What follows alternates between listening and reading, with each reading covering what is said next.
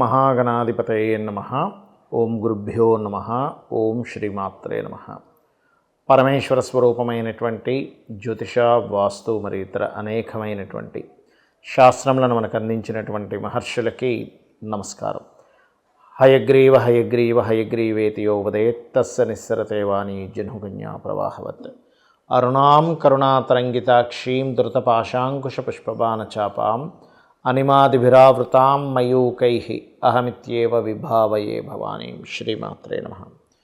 ప్రేక్షకులకి ఆ లలితాంబిక అమ్మవారి యొక్క అనుగ్రహం పరిపూర్ణంగా కలగాలని మనస్ఫూర్తిగా కోరుకుంటూ మనం ఈరోజు చెప్పుకోబోయేటువంటిది ఈ వార ఫలితాల్లో 9వ తేదీ నుంచి 15వ తేదీ వరకు ఈ గ్రహస్థితి ఎలా ఉంది. ఈ వారం చూసుకున్నట్లయితే చంద్రుడు ప్రధానంగా మనకి మిథునం నుంచి కన్యారాశి వరకు సంచరిస్తాడు. అదేవిధంగా మిథునంలో కుజుడు, కన్యలో కేతువు, రవి శనులు కుంభరాశిలో ఉంటూ శని కంప్లీట్ కంబస్ట్ స్టేజ్లో ఉన్నాడు. అంటే అస్తంగత్వ దోషము అంటారు.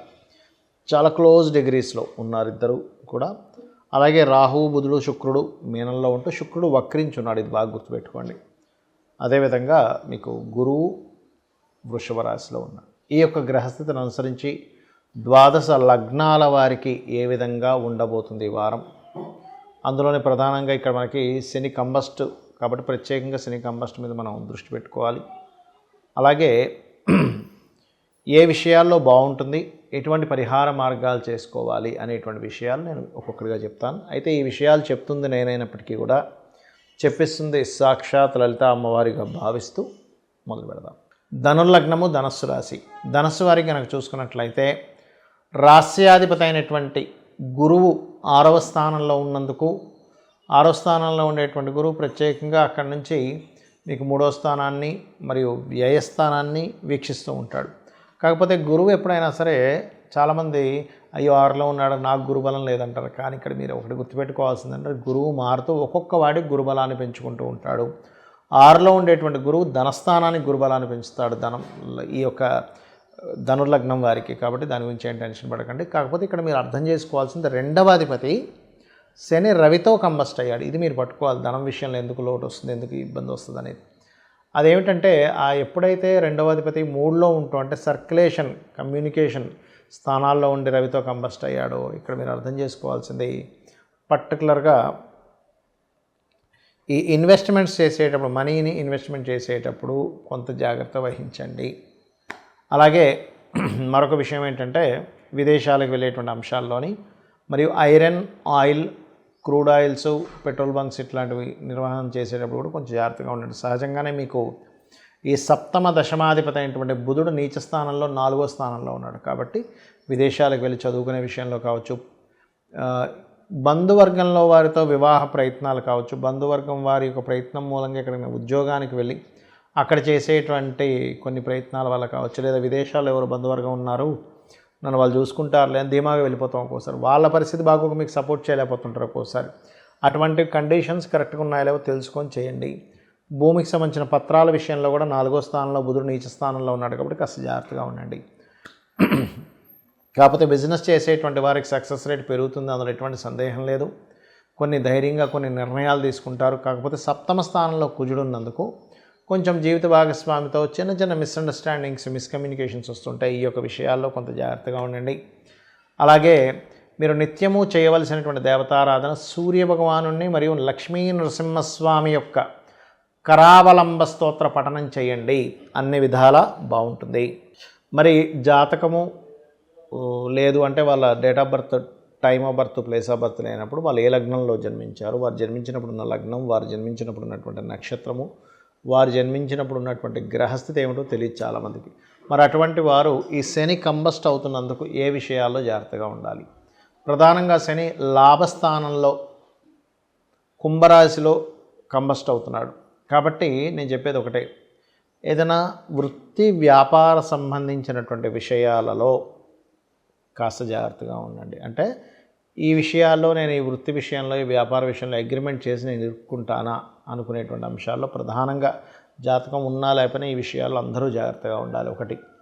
రెండవది, ఈ బుధుడు కూడా చూసుకున్నట్లయితే శుక్రుడు పక్కకు పోయి బుధుడు సింగిల్గా నీచబడి ఉన్నాడు రాహుతో కలిసి. అలాంటప్పుడు ఏమవుతుందంటే షేర్ మార్కెట్ రిలేటెడ్ సంబంధించినటువంటి అంశాల్లో ఫ్లక్చువేషన్స్ ఎక్కువగా వస్తాయి. అంటే ఇప్పుడే ఇంకేముంది పెరుగుతుందని సరే డౌన్ అవుతుంది, డౌన్ అయిపోతుంది కదా అనే సరే విపరీతంగా పెరుగుతూ ఉంటుంది. బికాజ్ ఆఫ్ బుధుడు షేర్ మార్కెట్కి కారకుడు, గుర్తుపెట్టుకోండి.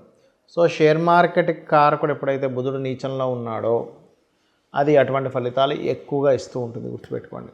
అలాగే మరొక విషయం ఏంటంటే, ఈ విదేశాలకు వెళ్ళి చదువుకుందామని కొన్ని కొంతమందిని అంటే జెన్యూన్ కన్సల్టెన్సీస్ ఉంటాయి, దానివల్ల ఎటువంటి ఇబ్బంది ఉండదు. జెన్యూన్ కన్సల్టెన్సీస్ కాకుండా మోసం చేయడమే పనిగా పెట్టుకొని చేసేటువంటి కొన్ని మీడియేటింగ్ సంస్థలు కొన్ని ఉంటాయి, మధ్యవర్తిత్వంగా ఉంటుంది.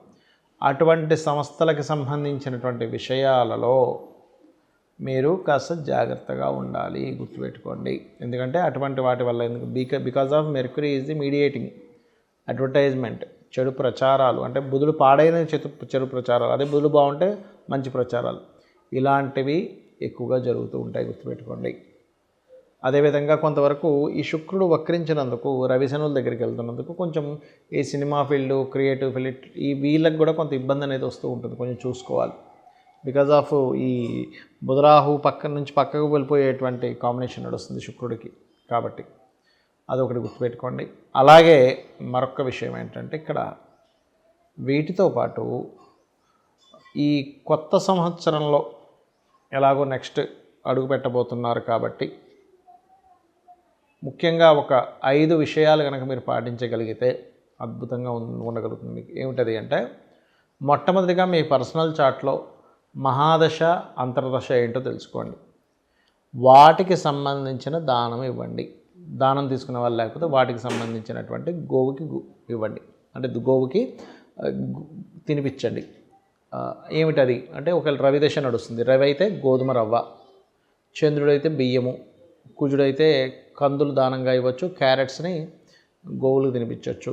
బుధుడైతే ఆకుకూరల్లో ముఖ్యంగా గోంగూరని మరియు అదేవిధంగా పెసలు దానంగా ఇవ్వాలి. గురువైతే శనగలు దానంగా ఇవ్వడం లేదా గోవుకి అరటికాయలు తినిపించడం. కుజుడైతే కందులు దానంగా ఇవ్వడం లేదా గోవుకి క్యారెట్స్ తినిపించడము. అదేవిధంగా శుక్రుడైతే బొబ్బర్లు దానంగా ఇవ్వడం లేదా తీపి చపాతీలు తినిపించడము. శని అయితే నువ్వులు దానంగా ఇవ్వడం లేదా బెల్లము గోవుకు తినిపించడం. నువ్వులు ఎప్పుడు తినిపించకూడదు.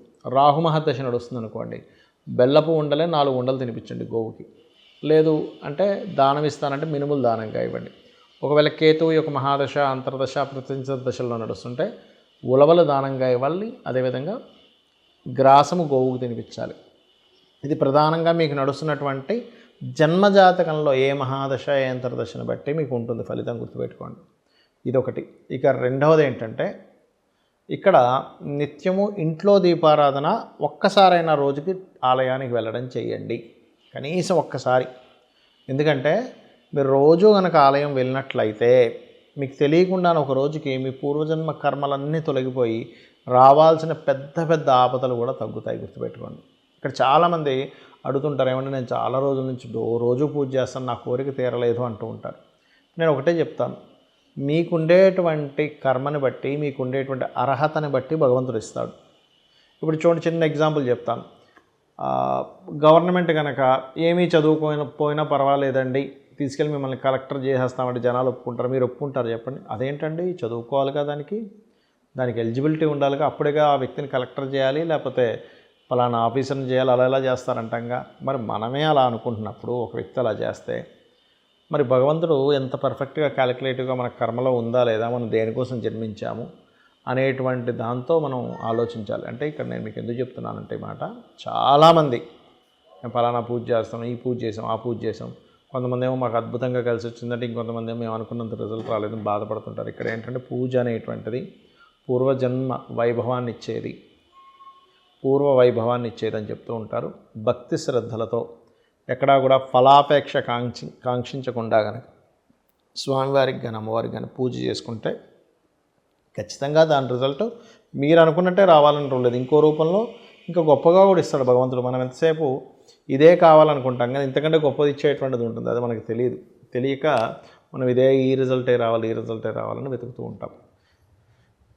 ఇది మెయిన్గా చేస్తూ ఉండండి. మరియు గోశాలకు వెళ్ళి దేశీవాళి గోవులకి ఏదైనా ఎప్పటికప్పుడు తినిపిస్తూ ఉండండి, అదొకటి మెయిన్గా చూసుకోండి.